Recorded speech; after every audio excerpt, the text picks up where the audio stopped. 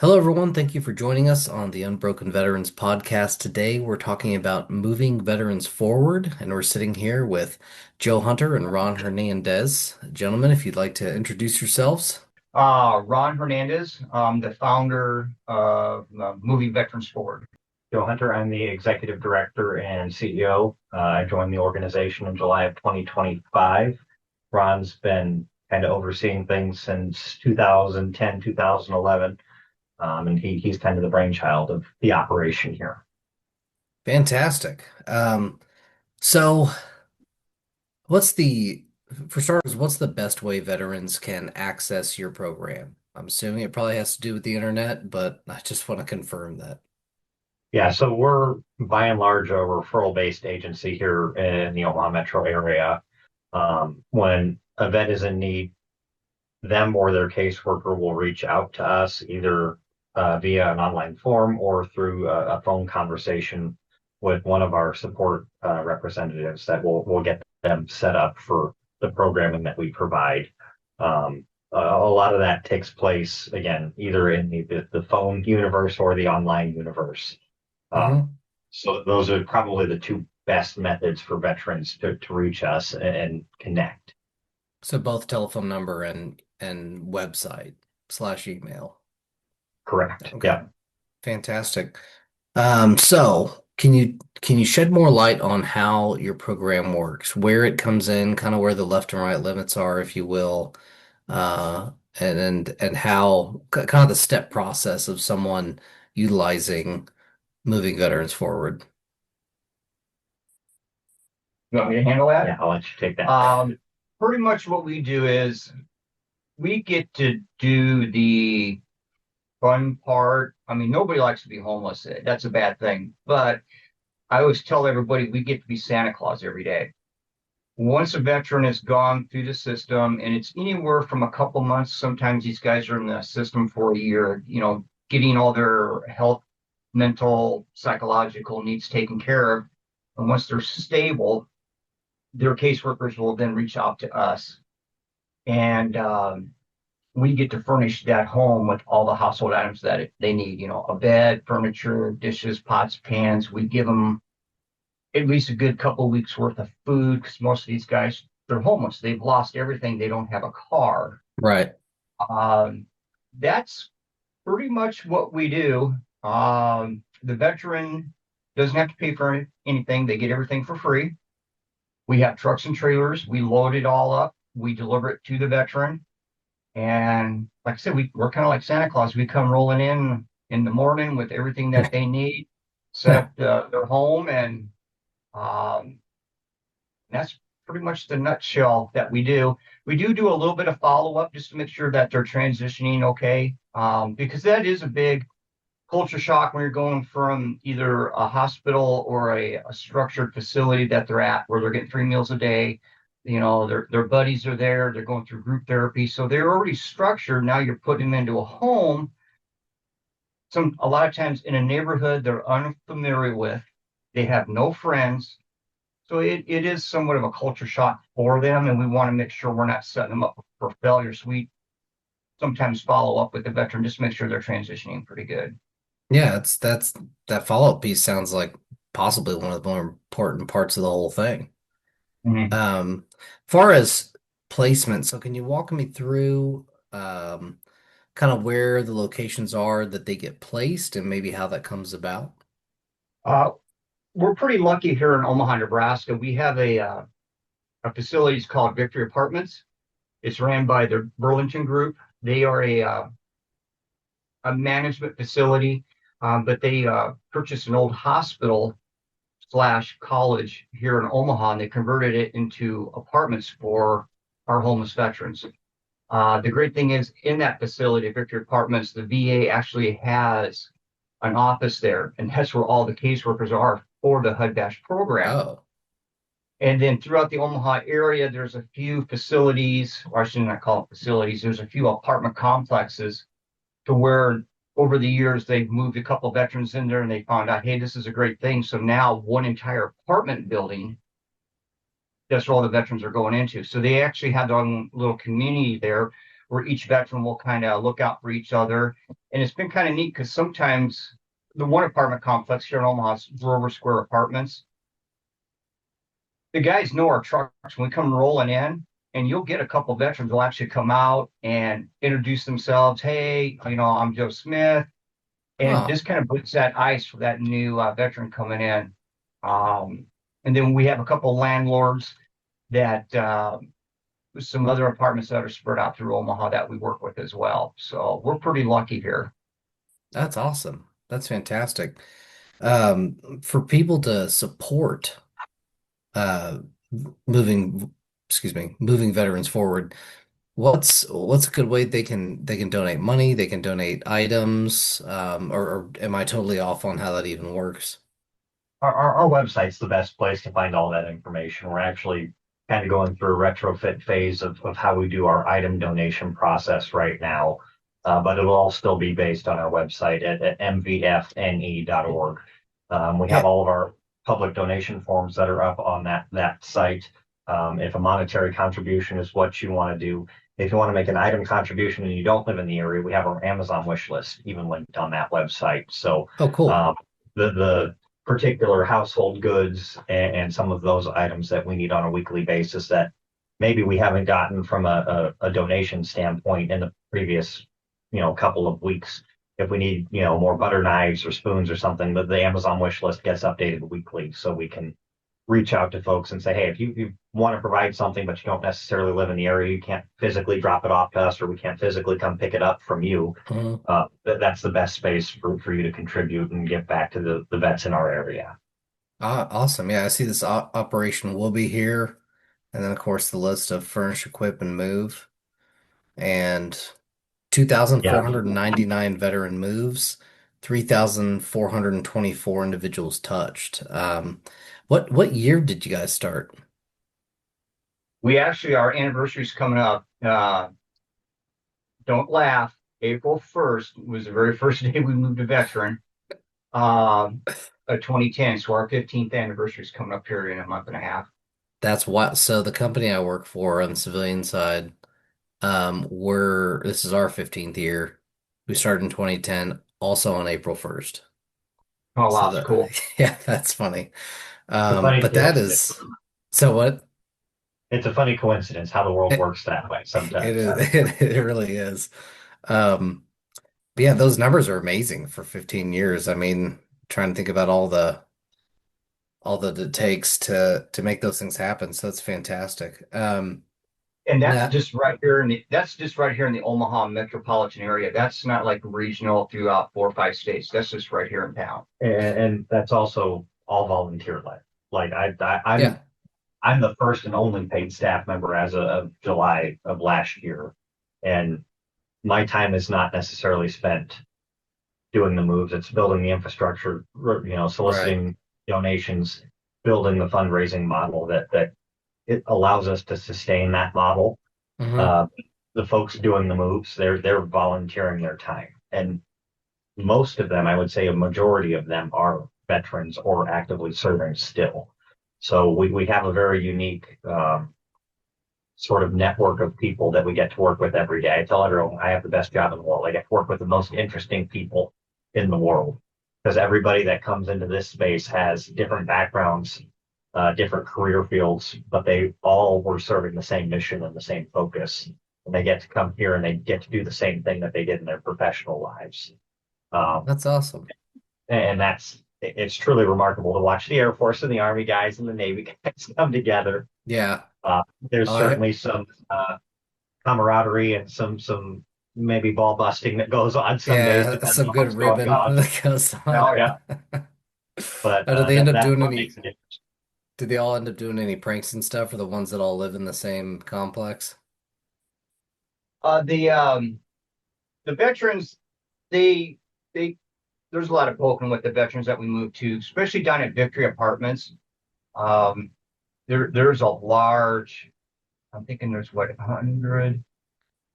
There's They've got 100 plus yeah, units. 100. I think I want to say it's 130 apartments at Victory Wow. Apartments. So there's a lot of camaraderie there.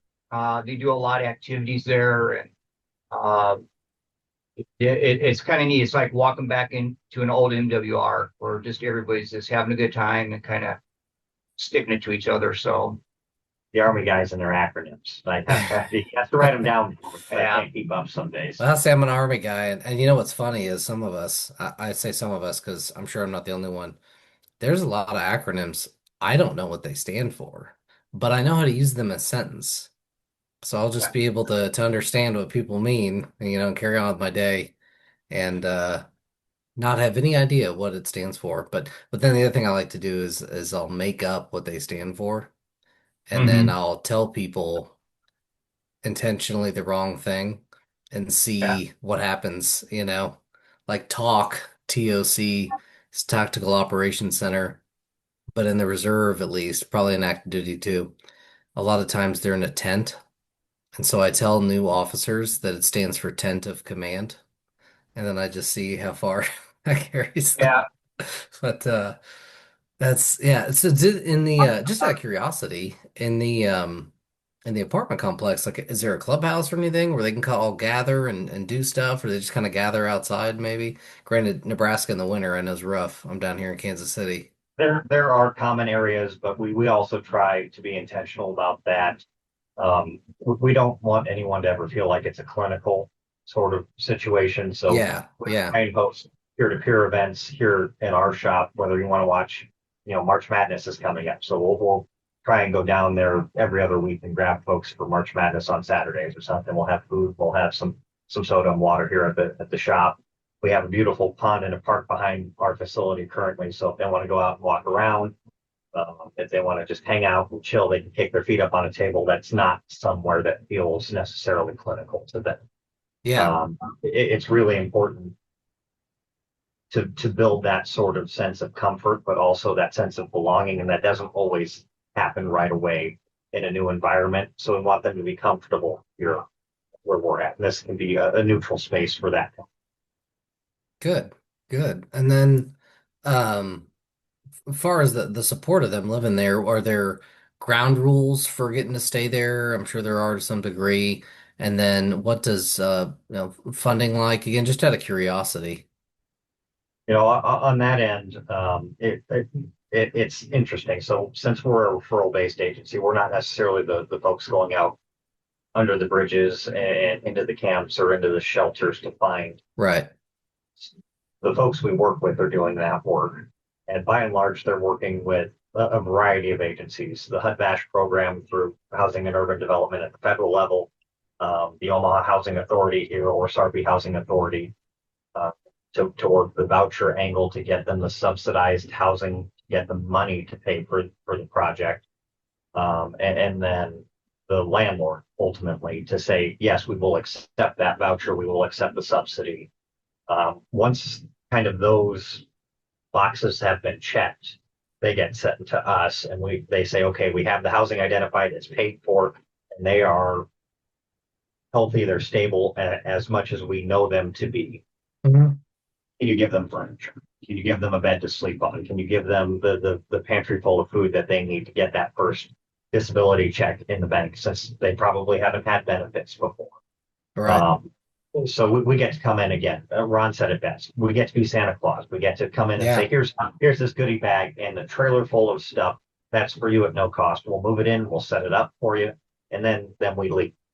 And then we may call you 2 or 3 weeks later and say, hey, the March Madness is on. We're going to have a party at the shop. We're going to have some fried tacos and some pop and some water, and we're just going to hang out for a couple of hours, and then we'll take you back. We'll pick you up. We'll drop you off.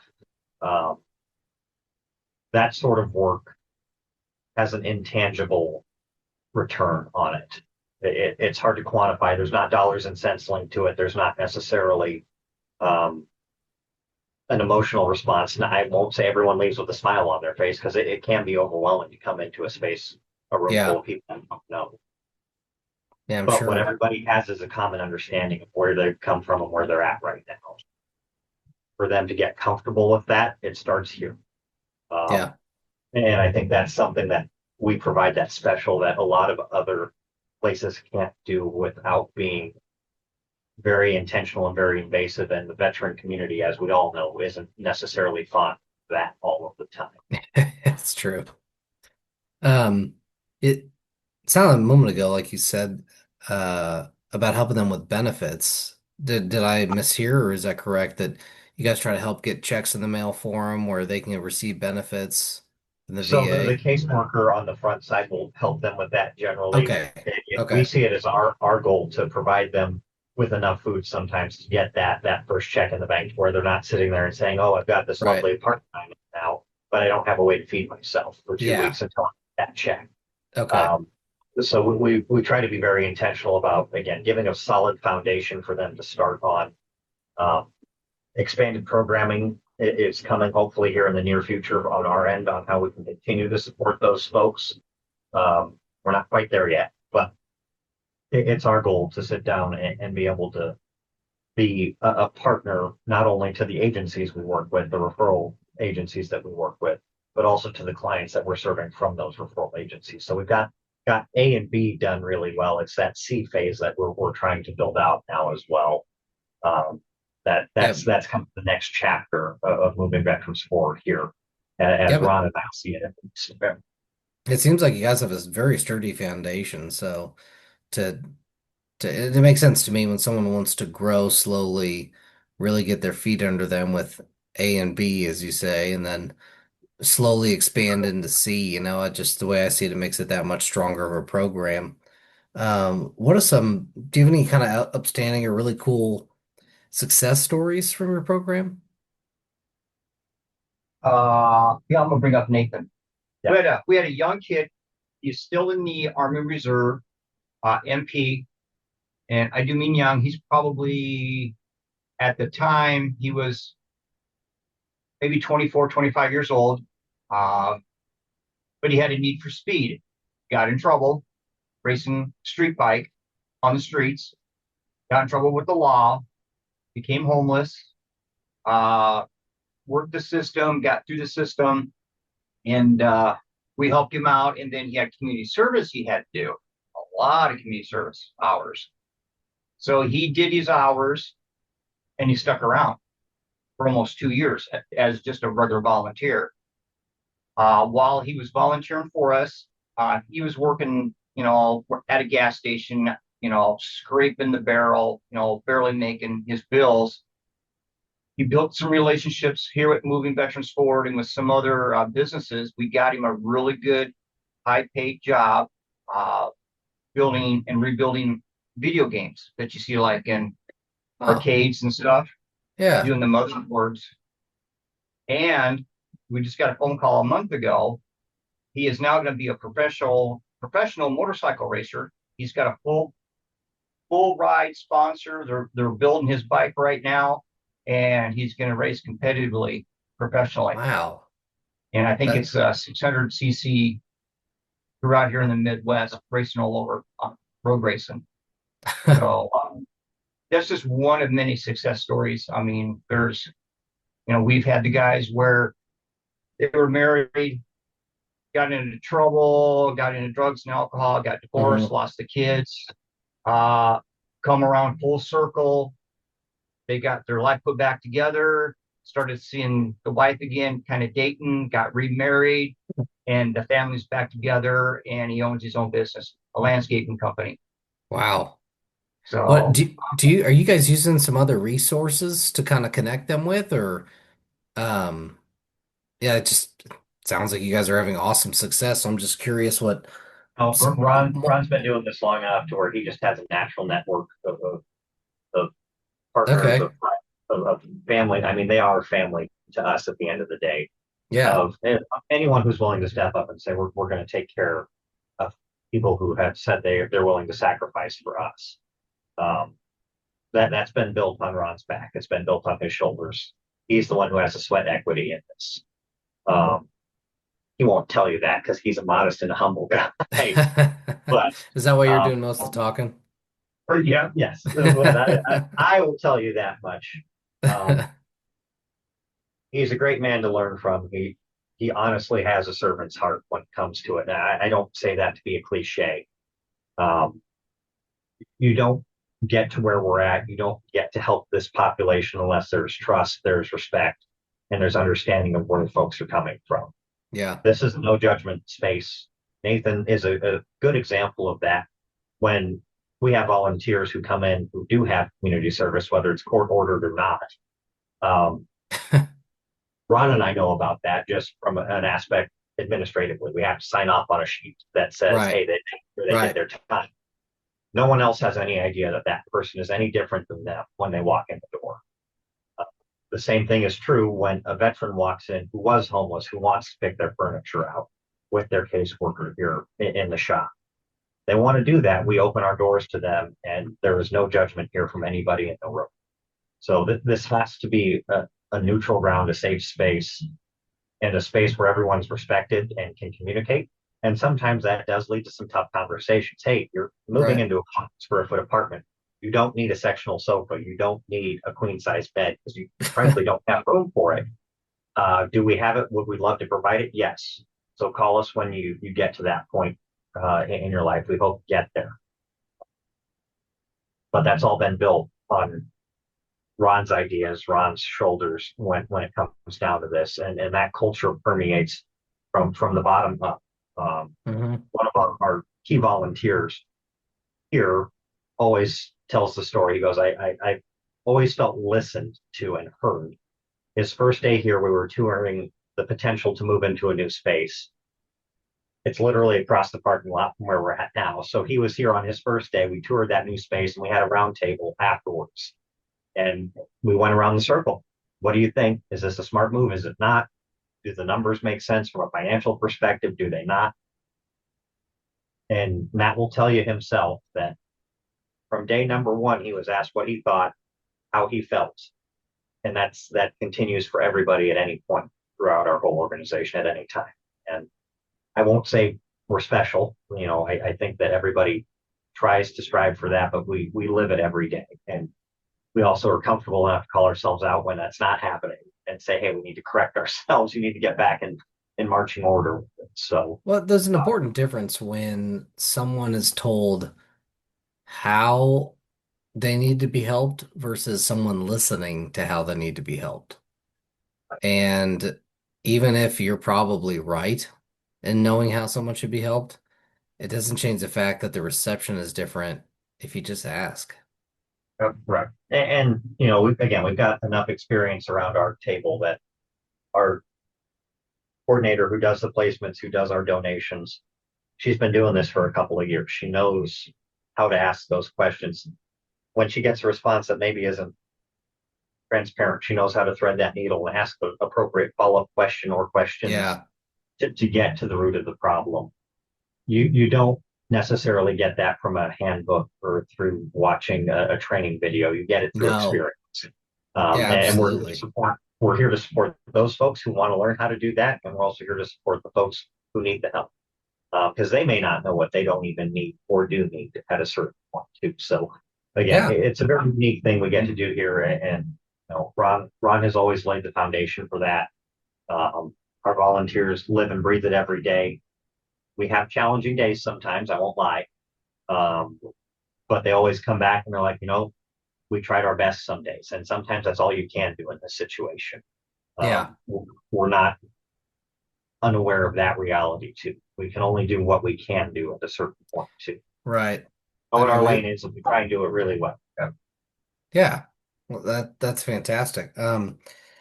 Is there so are there situations where someone might have to be removed from the program in terms of there's some guidelines, some reasonable ones, I'm sure, but like probably not being overly disruptive. I mean, there's situations and guidelines that have to be followed. We try not to be overly particular when it comes. Again, we're a referral based agency, so they've been vetted, they've been Right. on through treatment programs, they've done what the work that the caseworker thinks that they need to do to get to us by and large. Hmm. And we have had some folks who come back a year, 2 years, 6 months down the line and say, hey, I fell back into my old bad habits and I'm back and I still need help. We don't ever want to be the reason that person goes back to that lifestyle ever. Right. It's not for us to judge. Again, this is a judgment free space when it comes Right. down. And the a HUD bash manager explained it to this way to me one time, and it made a lot of sense. He said that the rain cloud of homelessness isn't one thing. It's a million molecules coming together to build that rain cloud. And then when it rains, it really pours. So it could be that one extra molecule that does the difference, that Mm, causes the thunderstorm to happen. We don't want to be the molecule that said, no, we're not participating today because you've been here before. So, right. and frankly, that's also a challenge we've had to overcome as an organization because it wasn't always that way. But you have to learn how to adapt and flex to meet the needs and serve your clients. And that's just something that, again, based off of experience, we've learned we've had to do. Yeah, I'm sure it's hard to make it a clearly defined line. Yeah, Coming to the positive side, right? So someone starts to get their life back on track when, or if they're even, they kind of move on to doing their own thing, where they're in a situation where they're in their own place, paying their own rent, doing that kind of thing. Does furniture go with them? All that. oh yeah, whatever we give them, it's theirs to keep. Okay. Now I've had veterans, you know, we get them moved. They start out with a kind of an okay job, and then 6 months down the road, a year down the road, they've gotten an even better job. And now instead of going from like a studio apartment, they're now getting a two-bedroom apartment because they're doing really good at their job. They've Hmm. actually called me and say, "Hey, you remember you helped me a year ago, a year and a half ago? I still got that dresser because I got a new place, I got new furniture," and they've donated that stuff back. That would be the Awesome. only time. That would be the only time I would take something from one of our veterans we assisted. But Right. no, once we give them the items, it's theirs to keep. And so then what's the measurement for when if they're even required to, like when they go off on their own? Like if when you said that guy went to like a two bedroom, do they kind of get to where they have a job and then it's like, okay, are you good to do this now? How does that portion of it work? That's really case by case, I think. Okay. The HUD Bash program that by and large funds the housing voucher program across the whole country, in the scheme of things, is relatively new. It was started in 2013, 2014-ish. Hmm. So the scheme of federal programming, it's pretty new. And they're learning things as they're going along too. When they Okay. first started, they were really targeting the homeless population at that point was Vietnam, Cold War, first Gulf War era veterans. Right. When you've been on the street for that long, your physical health is not Oh yeah. necessarily what my physical health would be at my age. You're probably 10, 15, 20 years advanced what your physical age is versus what Yeah. your physical health is. They're learning now that we're getting to the war on terror, Afghanistan, Iraq, Gulf War vets who are homeless now, that they're a little bit younger, they're a little bit better when it comes to their physical health. So they're living a little bit longer.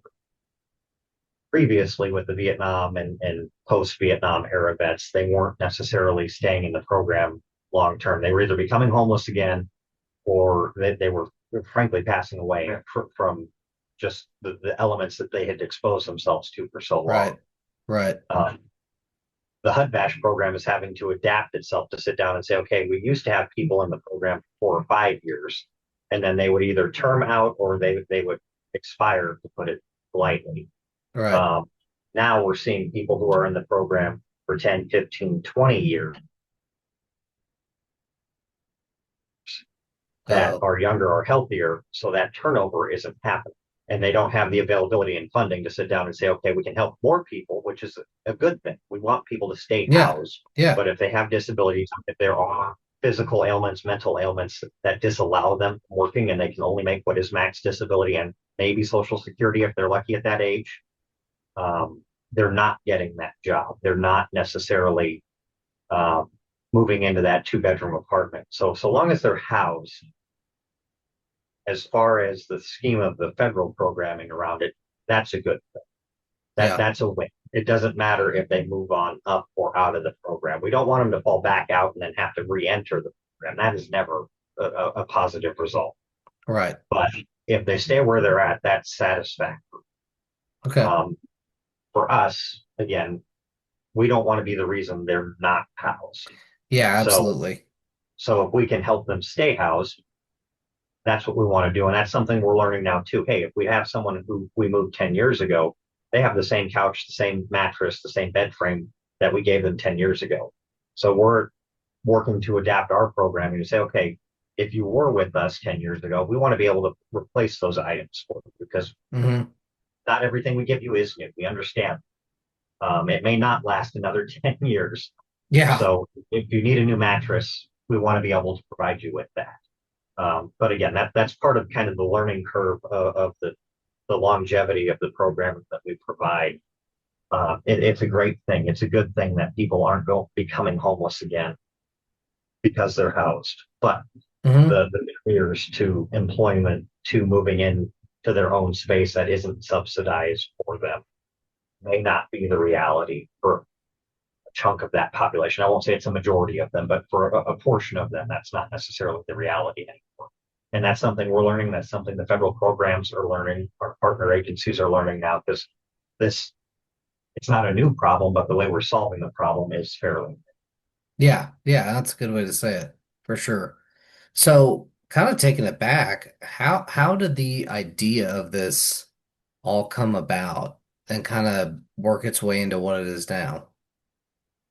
The what had happened was I got injured in Iraq and slowly worked my way back to Omaha, Nebraska. I was still hospitalized. I was in the Omaha VA, and Okay. I'd been for a couple of months. You know, when you're in a hospital setting, that's where you're living. You start to make buddies and friends. And I got to be good friends with a Marine. His first name is Mike. The you know, he was doing really good. He was kind of excited, and he knew he was going to be getting. He was in the HUD VASH program. He knew he was going to be getting an apartment, and it was like a couple of days before he was going to be discharged. His depression just hit him really hard. It's like, well, what's Mm, the matter, Mike? He's like, I've been homeless, and I've been up here for between being homeless and being in the VA hospital, it was almost 3 years. He had nothing to his name except for whatever he had in his hospital room. mhm. It's like, well, my kid went off to college. You know, I got a bed and a dresser, but dealing with the broken back, I was like, I can't move it. But if I get some friends and family members, you can have the stuff my boy had, and I think I could come up with some other stuff. Well, my family and friends moved Mike on April 1st, 2010, and Yeah. it was probably about a month later, I got discharged, and maybe another month and a half after that, Mike's caseworker called me. She had another veteran. Hey, you helped Mike. I got this other guy. Do you think you can help him? I said, well, I'm still broke, but I'll see what I can do. So I started talking to friends and some Army buddies, and we got that veteran taken care of. Well, while this was going on, I was wanting to do something because my military career was over. I was done. And I was praying to God, God, you got to give me something to do. I cannot sit on a couch and just rot away. Yeah. And That's it dangerous took a for couple, sure. it took a couple moves. At that time, I wasn't seeing the light, but that guy was showing me this is what I want you to do. And Yeah. it was probably that fall, finally, the brick hit my head. It's like, okay, this is what God wants me to do. So then it first started out like first year and a half, it was kind of like a hobby, kind of cool thing once in a while. And then I just started seeing the demand that caseworkers were moving veterans into apartments, handing them the keys, shutting the door, and you're standing there in a totally empty apartment. Talk about Yeah. setting someone up for failure. Yeah. That's 100% right there. So I actually went down, talked to the VA, said, "Hey, I'm willing to do this, but I need help because I was still pretty broke uh, physically, and I had no money. We were storing furniture in the basement, in the garage of my house. My wife wasn't very happy, and then it just kind of. But you know what? Blessings were coming. I got some donation checks. People were donating furniture. Then we moved to a storage facility. 15 years forward now, we're in a nice warehouse, a nice facility, and but that's how it started. That's Granted, fantastic. I would have rather gotten into something with like kittens and puppies and something light on the back, but That Hey, was you can always expand. Everybody needs a bed, and then maybe everybody gets a dog too. oh yeah. Well, we Don't give them any eggs. yeah. See, one of my mottos is if I get a phone call or one of my volunteers gets a phone call from a veteran, hey, I'm in this situation and we've had almost anything you can think of fall out of the sky. They're in a situation. Before you hang up with them, you got to give them at least one person or one organization's name and a phone number. You cannot hang up that veteran until you complete at least one of those two things. I'm not Yeah, going to say, well, I wish I could help you, but I can't, and hang up. That's the worst thing you can do to somebody when they're reaching out for help, especially a yeah, veteran, because if a veteran's going to reach out for help, you know they've hit rock bottom. yeah. Because we're not very So good about asking for help. that's So, that's one of the mottos I live by. That I may not be able to help you, but I built such a big Rolodex of people. You know what? I can't help you, but this person can. And I give them their name and number and wish them good luck. And I've told them, hey, if you ain't getting the answers you need, call me back. We'll find somebody else. fantastic. Well, yeah, it's an awesome organization story. Has anybody reached out to you for advice with trying to get this started in another city as well? I won't say that the old McDonald's franchise model hasn't crossed the table before. Can we do this in other communities? Um, the challenge there is Omaha, to a certain extent, is special. We have Offutt Air Force Base here. Stratcom is here. Yeah, Uh, the military history here is strong. Not every community has that. Not every community has a Warren Buffett living in their backyard where there's philanthropic dollars to support what we do.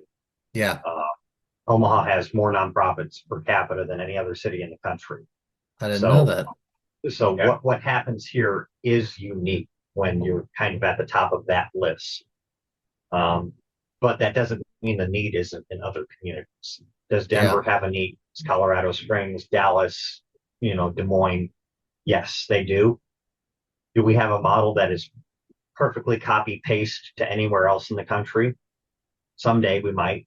I don't think we're yeah, there today. Um, but that also doesn't mean we're not trying to be something that can be replicated. yeah. But if We have a someone system. if Go someone in ahead. another city is interested in replicating it, I mean, are you guys open to them reaching out via your website and on a fact-finding mission and trying to ask questions and see if it's something they can put together where they are? For sure. We have a sister chapter in northern Iowa that's actually run by one of Ron's Army buddies. Hmm. Uh, but I think John would even tell you that the amount of work it took to get him where he's at now, it takes a servant leader to get there, and it takes someone who's frankly willing to work for free and do backbreaking work because you're moving dressers and beds and in some cases washing machines and couches and everything. Hmm. Uh, it's not something everyone's going to be willing to do. And we don't want to overpromise and underdeliver to any veteran in need, whether it's here, whether it's in Des Moines, Dallas, Denver. So we're trying to be very conscious of that. That being said, if someone wants to try and do what we do anywhere else, I don't think we're opposed to sitting down and saying these are the lessons we've learned. We're Yeah. about 15 years old at this point, and there are certainly some things that we would probably do differently if we could go back in time. But Yeah. there I are mean, also some things I don't change by and large. you could save people time, headache, and money, even though if wherever the money comes from, saving that money because it's a precious resource, just like time. Um, yeah, being able to save them all that and just have a conversation so that they can get started, on the right foot. So, I mean, up until a handful of years ago, the volunteers and Ron were sitting down and saying, "What can we give out of our paychecks to make sure we're meeting our bills?" Like that's yeah. again, that's not. Um, is that sustainable? Not necessarily, but that's coming from the crusty nonprofit executive here, not veteran on the front line doing the hard work. Um, Well, It's not always a question of is it sustainable, it's how long is it sustainable? Could I Yeah, make right. this work for 6 months until we can make a change or afford a change or, whatever the benchmark is. But, yeah, I get that where you're really scraping to make ends meet. And it's a question of, can we sustain long enough to really see this? And, from my And perspective, if our however long board you treasurer, had to sustain it, he you would did. tell Do what? he would tell you there were months that our board treasurer would say there were months where we had 2 months worth of money in the bank, and you weren't necessarily sure where the next month's rent was going to come from, Hmm. but you figured it out. Yep. Again, is that sustainable? Not necessarily, but um, we're here today, and we're probably stronger than we've ever been because of the lessons we've learned from that. I think Good. um, it's not a bad thing. I think some people have to experience the hardship to understand that you are running a business, you are giving back need, and there's an intangible, again, benefit to that you can't put a dollar on. So just because Yeah. you help 1,000 veterans a year doesn't necessarily mean you're making $10,000 per veteran. That's not what it should be about. Right. Uh, Yeah. it's not what we're about either. So if we have to buy certain things here and there for certain situations, if that's what it takes, that's what it takes. Can we do it for everybody? Not necessarily all the time, but also are aware enough and have enough experience around us to sit down and say, okay, is this a good judgment call or is it not? We keep each other accountable because of that. Yeah. Absolutely. Well, that's all the questions I have for this interview. Is there anything else stands out that maybe I didn't ask about, or maybe you like to make sure people know before we move on to the next interview here? They're going to be talking to you next. So, It's true. and Yeah. I'm going to step away for a second. So, Yeah, no, I think maybe at the end of our interview, maybe if I think of something, I'll throw it out at that time. Perfect. Yeah. All right. Well, in that case, for listeners, it'll be about 2 weeks, and for us, it's going to be about 2 seconds to 2 minutes. But we will sign off here.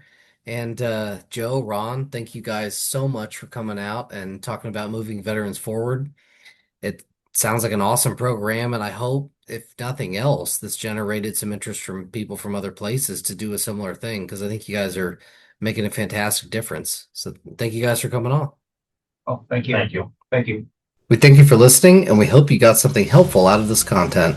If you're looking for more, be sure to check out our resources tab on our website. Unbroken-veterans.com. And if you're looking for ways to connect, be sure to reach out to us on Instagram, Facebook, or LinkedIn. Until next time, remember to check your zeros, fives, tens, and 25s.